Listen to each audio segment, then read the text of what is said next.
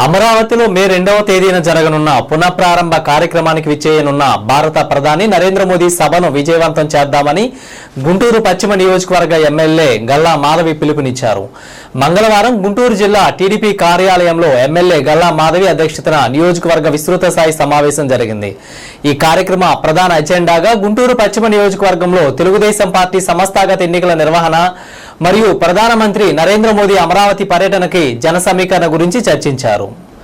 ఆంధ్రుల కలల రాజధాని అమరావతిని గడిచిన 5 ఏళ్ల కాలంలో వైసీపీ చంపేసిందని, జగన్ రెడ్డి రాజధాని లేని రాష్ట్రంగా ఆంధ్రప్రదేశ్ను చేసి ప్రపంచం ముందు మనల్ని నవ్వులు పాలు చేశారని ఆవేదన వ్యక్తం చేశారు.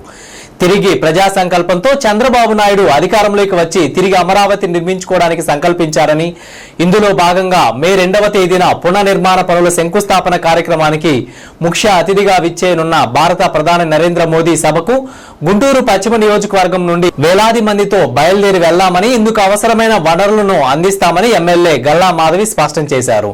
ఈ కార్యక్రమంలో కొమ్మినేని కోటేశ్వరరావు, ఈరంటి వరప్రసాద్, వేములపల్లి శ్రీరామ్ ప్రసాద్, మౌనం పద్మశ్రీ, శ్రీవల్లి, కసుకుర్తి హనుమంతరావు, సుఖవాసి శ్రీనివాస్, దాసరి జ్యోతి, చెంబేటి మణికుమారి తదితరులు పాల్గొన్నారు.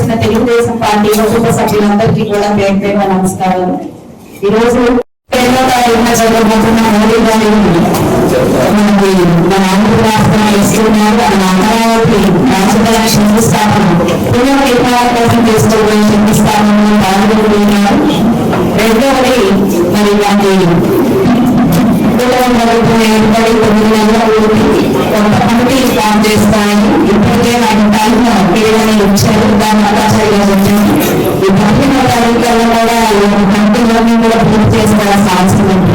సో ఈ 2 అంశాలు అజెండా. అంతకంటే ముందుగా ఈరోజు మన అమరావతి కోసం ఒక చక్కటి నిర్ణయం తీసుకున్నాం. ఒక ప్రతిష్టాత్మకమైన విజయాన్ని సిద్ధం చేసుకున్నాం. నవనాయకుడిని నవనాయకుడి కోసం అందరం కూడా కలిసినట్టుగా ఎన్నుకొని పౌరులని వెలుగుల గారిని చాలా అద్భుతంగా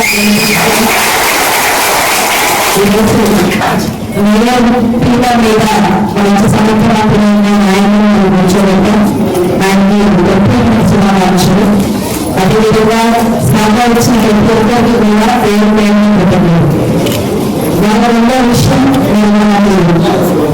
నియోజకవర్గంలో లోకేష్ గారు ఏదైతే మనకి ప్రామిస్ చేశారో మన పిల్లలకు విద్యాభ్యాసం ఏసీ అయితే మనకు ప్రారంభం చేశారు. దానికి నోటిఫికేషన్ జారీ చేయడం, మన పిల్లలు ఇప్పటికే వాళ్ళ నోటిఫికేషన్ చాలా సంతోషం. ఈ 2 అంశాలు ఈ రోజు తీర్మానంగా మనం చెప్తున్నాం. అయితే అజెండాలో వస్తే ఫస్ట్ జరగబోయే సభ గురించి మనం మాట్లాడుకోవాలి. మరి కళల రాజధాని అమరావతి 5 సంవత్సరాల నుంచి ప్రభుత్వం ఈ రాజధాని పేరుతో ఏం చేసినా మనందరికీ తెలుసు. రాజధాని లేని రాష్ట్రంగా మనం ఉంచోబెట్టి యావత్ ప్రపంచం కూడా ఆచరణ చేసే విధంగా ప్రభుత్వం మన ఆంధ్రుడిని అనుభవించింది. ఇలాంటి క్రమంలో ఈ రోజు చంద్రబాబు నాయుడు పదవి మేరకు ప్రపంచంలోనే రాజధాని తయారు చేయాలని ఆకాంక్షిత నాయకులు ఉన్నప్పుడు దానికి సహకరించాల్సిన బాధ్యత మనలో ఉంది. నేను కేంద్ర ప్రభుత్వం నుంచి అత్యధిక నిధులు ఈ ఆంధ్ర రాష్ట్ర అమరావతి కోసం ఇటు మంజూరు చేయడం జరిగింది, పోలవరం కోసం మంజూరు చేయడం జరిగింది. మరి కేంద్ర ప్రభుత్వం మనకు అంత నిరుపేదగా ముందుకు వస్తుంది. మోడీ గారు స్వయంగా వచ్చి మళ్ళీ పదవిని ప్రారంభించడం కోసం ఆయన సంస్కృతిగా ప్రతిష్టాత్మకమైన అమరావతి కోసం మనం కూడా ఈ రోజు బయలుదేరించాం. మన కలుగుతున్న ఏకైక బాధ్యత జన సమీకరణ చేయడం, లేదంటే అధికంగా రావడం కోసం ప్రయత్నిస్తామండి.